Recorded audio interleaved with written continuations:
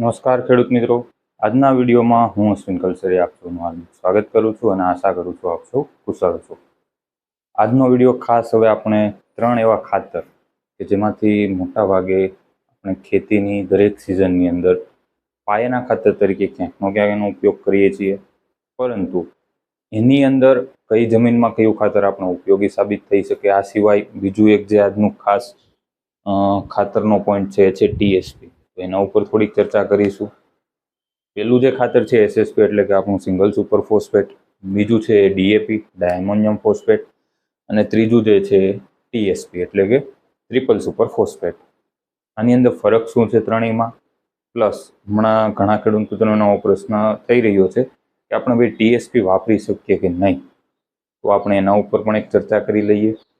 જો ફરકમાં એવું છે, એસએસપી એટલે કે સિંગલ સુપર ફોસ્ફેટ. હવે સિંગલ સુપર ફોસ્ફેટમાં આપણે સૌ જાણીએ છીએ કે ભાઈ એની અંદર નાઇટ્રોજન છે એ બિલકુલ હોતું નથી, 0% નાઇટ્રોજન. પણ હા, ફોસ્ફરસ જે છે એની અંદર 16% મળે છે, કેલ્શિયમ છે આપણને એની અંદર 21% અને સલ્ફર 12% મળે છે. મતલબ ફોસ્ફરસની સાથે સાથે કેલ્શિયમ અને સલ્ફર જેવા પોષક તત્વો પણ આપણને મળે છે કે જે આપણી ખેતીમાં આપણા પાક માટે ખૂબ ઉપયોગી સાબિત થાય છે. એટલે કે ભાઈ આ જગ્યાએ જે આપણે અલગથી કેલ્શિયમ કે સલ્ફરના ડોઝ આપીએ છીએ એ ખર્ચો આપણો એસએસપી દ્વારા ઘટી શકે છે.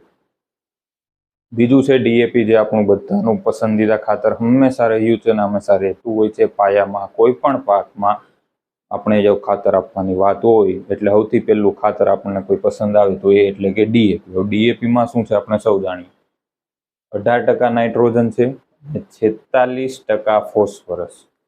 હાઈએસ્ટ ફોસ્ફરસ કહી શકીએ કે ભાઈ 46% ફોસ્ફરસ અને સાથે 18% નાઇટ્રોજન. એટલે નાઇટ્રોજન અને ફોસ્ફરસનું જો કમ્બાઇન કોમ્બિનેશન આપવું હોય આપણે તો ડીએપી એના માટે બેસ્ટમાં બેસ્ટ ખાતર આપણે કહી શકીએ. કારણ કે ભાઈ ચાલો ઘઉં જેવા પાક છે, મકાઈ જેવા પાક, ભાઈ નાઇટ્રોજન ફોસ્ફરસ પાયામાં ખૂબ જરૂરી બની જાય તો ત્યાં ડીએપી જેવું ખાતર ખૂબ અગત્યનું સાબિત થઈ શકે છે. ત્રીજું જે છે એ છે ટ્રિપલ સુપર ફોસ્ફેટ.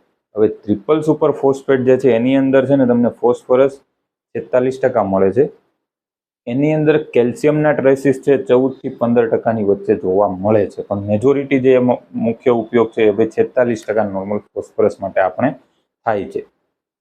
ગુજરાતમાં જો હું વાત કરું તો અત્યારે આપણી પાસે એસએસપી અને ડીએપી જે છે સૌથી વધુ પ્રમાણમાં ઉપયોગી છે.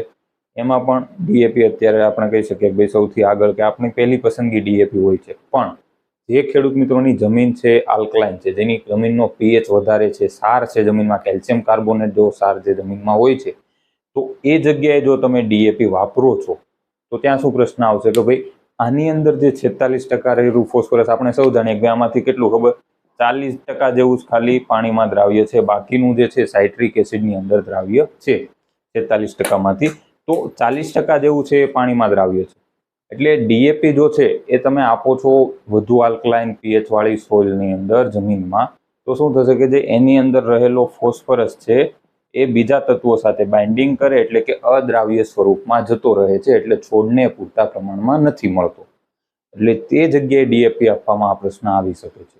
એની જગ્યાએ અલ્ટરનેટ તમે 100% એસએસપી એક આપી શકો છો, કારણ કે એસએસપીના કારણે એમાં ફાયદો થઈ શકે. પણ એસએસપી ક્યારે આપવો કે જો તમારે જમીન છે એની અંદર સલ્ફરની અને ઉણપ, સૌરાષ્ટ્રનો વિસ્તાર છે, ઉત્તર ગુજરાતનો વિસ્તાર છે, સલ્ફર કેલ્શિયમની ઉણપ હોવાની છે, ઝીંકની ઉણપ હોવાની છે, તો ભાઈ એ જગ્યાએ તમે એસએસપી આપી શકો. પીએચ મધ્યમ છે તો આ જગ્યાએ ખાસ આપણે એસએસપીનો આગ્રહ રાખી શકીએ છીએ કે જ્યાં તમને ફોસ્ફરસ, કેલ્શિયમ અને સલ્ફર ત્રણેય પોષક તત્વો એકસાથે મળી જાય, આપણો ખર્ચ થોડો ઘટી શકે. હા, એ બની શકે કે ડીએપી 1 એકરે કોઈ પણ પાકમાં તમે જે આપો એનો આઈ થિંક ડબલ જેટલો ડોઝ એસએસપીનો થઈ જતો હોય. આપણે ધારો કે 10 કિલો, એક્ઝામ્પલ તરીકે 10 કિલો એકર દીઠ આપીએ તો અમે અહીંયા 20 થી 25 કિલો જેટલું એસએસપી તમારે આપવું પડી શકે. એટલે કોસ્ટની અંદર જો કે ઇક્વલ થઈ શકે થોડું ઘણું. ટીએસપીની વાત કરીએ, ઘણા ખેડૂત મિત્રોને આ વખતે એવું હતું કે ભાઈ ઘઉંની અંદર ટીએસપી આપ્યા તે. જો ગુજરાતની અંદર ટીએસપી એટલો પોપ્યુલર નથી, 100% આગળના સમયમાં આપણે ઉપયોગ કરતા હતા, પણ અત્યારે નથી. એનું કારણ શું છે કે એની અંદર મેજોરિટી આપણને ખાલી ફોસ્ફરસ મળે છે અને જ્યારે ડીએપીમાં નાઇટ્રોજન પણ મળે છે. એટલે ટીએસપીની અંદર શું થાય છે કે ભાઈ ફોસ્ફરસ ખાલી આપવો પ્લસ ડીએપી કરતાં કોસ્ટિંગમાં થોડુંક વધારે થઈ શકે છે, એટલે આપણો ખર્ચાળ બની શકે છે આ મુદ્દો. ખાસ તો એટલા માટે છે. બીજું, હા, ટીએસપીમાં ફાયદો એ છે કે એની અંદર જે છે આ 46%માંથી એવરેજ 44%, એટલે કે 90% જેટલું જે ફોસ્ફરસ છે એ પાણીની અંદર દ્રાવ્ય છે. એટલે ટીએસપીનો એક બેનિફિટ છે કે ભાઈ જે જમીનમાં ફોસ્ફરસની બહુ ઉણપ થાય છે પાકમાં, તો 100% ટીએસપી ઉપયોગી થઈ શકે. પણ ગુજરાતમાં નથી, એનું કારણ આ જ હતું કે ભાઈ એક તો નાઇટ્રોજન નથી એની અંદર, ખર્ચાળ છે આપણા માટે, એટલે ક્યાંક ને ક્યાંક આપણે લોકો આને અવોઇડ કર્યું છે. 100% બીજા રાજ્યોમાં જ્યાં મોટા પ્રમાણમાં જે ખેડૂતોની જમીનો છે ખેતી કરે છે, તો એની પહેલી પ્રાયોરિટી હંમેશા ટીએસપી રહી હોય, કારણ કે એ લોકો ફોસ્ફરસનો પહેલો સોર્સ ટીએસપી તરીકે આપતા હોય છે ડીએપી કરતા. અને આપણે અહીંયા આપણી પસંદગી શું છે? ડીએપી, કારણ કે નાઇટ્રોજન પણ છોડને મળી રહે છે, આપણો ખર્ચ એમ ઘટી શકે છે. એટલે ખાસ જે ખેડૂત મિત્રોના આ મુદ્દે પ્રશ્ન હતો કે ટીએસપી અપાય ન અપાય, તો મેઇન મુદ્દો આ જ હતો કે ટીએસપી આપી શકીએ, પણ એની અંદર આપણને ખાલી ફોસ્ફરસ મળે, ઉપરથી થોડુંક ખર્ચાળ છે, તો ક્યાંક ને ક્યાંક એ આપણા પર બોજ બની શકે કે ભાઈ ખર્ચો વધે છે અમારો કે XYZ બીજા કોઈ કારણો બની શકે છે.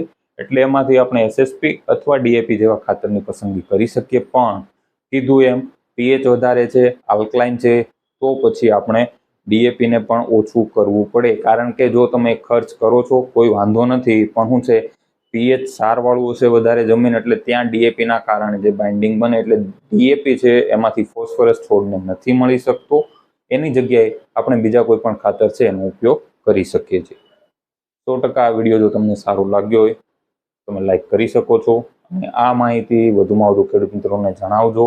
આ સિવાય બીજા કયા મુદ્દા ઉપર એવા જે રિયાલિસ્ટિક છે કે જે લોજિકલ છે કે ભાઈ આ વસ્તુ આ છે નહીં, તો એવા મુદ્દા તમે જણાવી શકો છો કોમેન્ટમાં. આપણે 100% એના પર વિડીયો બનાવવાનો પ્રયત્ન કરતા રહીશું.